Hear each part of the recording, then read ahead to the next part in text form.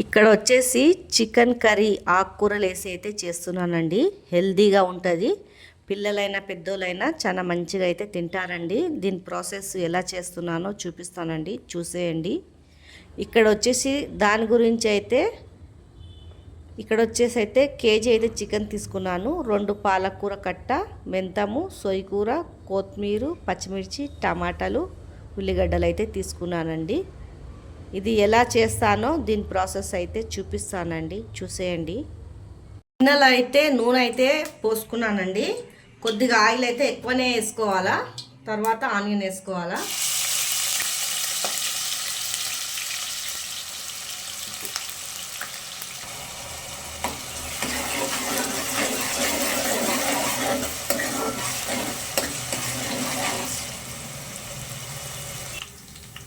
అల్లం పేస్టు పచ్చివాసన పోయే వరకు వేపుకోవాలా.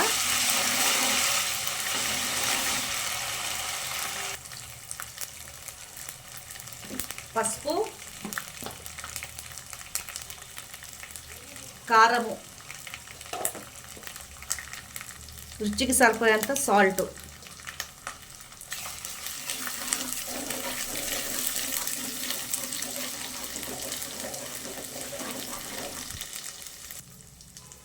తర్వాత చికెన్ వేసుకోవాలి.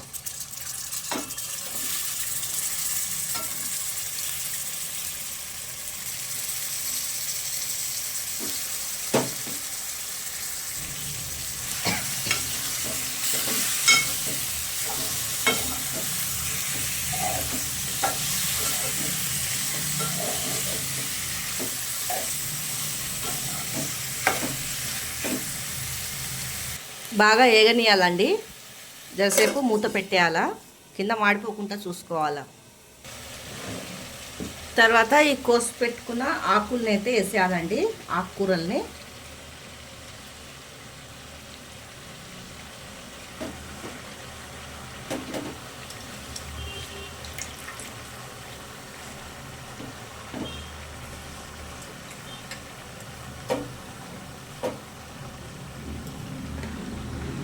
దానిపైన మూత అయితే మూసేయాలా, ఇనికిపోతాయండి అవే.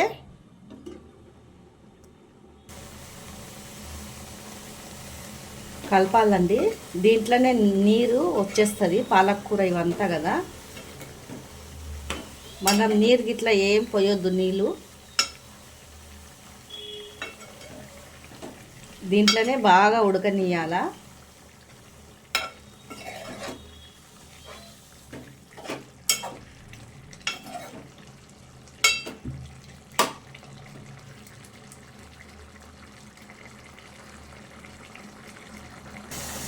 తర్వాత టమాటాలు వేసుకోవాలండి. నేనైతే ఒక 3-4 టమాటాలు అయితే తీసుకున్నాను పుల్లదనంకి. నీళ్ళు ఏం పోయొద్దు, దీంట్లోనే వెళ్తుంది. పాలకూర టమాటాలోనే మొత్తం నీళ్ళైతే ఊరుతుందండి. మెత్తగా ఉడకనిచ్చేయాలి దీన్ని. నీళ్ళు పోసేది అవసరమే లేదు. ఇదే ఉడుకుకుంటా గట్టిగా అయిపోతుందండి కర్రీ. చాలా టేస్టీగా కూడా ఉంటుంది. దీంట్లో కుంటి కూర ఒక కట్ట కూడా వేసుకోవాలా, లేకపోతే చుక్క కూర అయినా ఒక కట్ట వేసుకోవాలండి.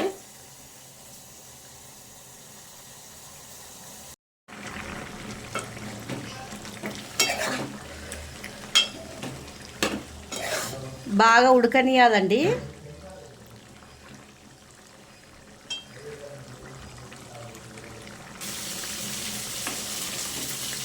కలుపుతూనే ఉండాలండి దగ్గరకు వచ్చే వరకు, మాడిపోకుండా.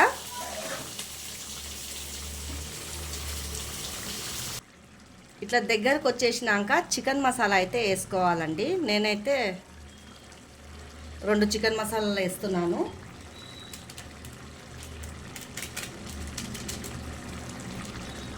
జర మసాలా ఎక్కువ ఉంటేనే మంచిగా ఉంటుంది చికెన్లో.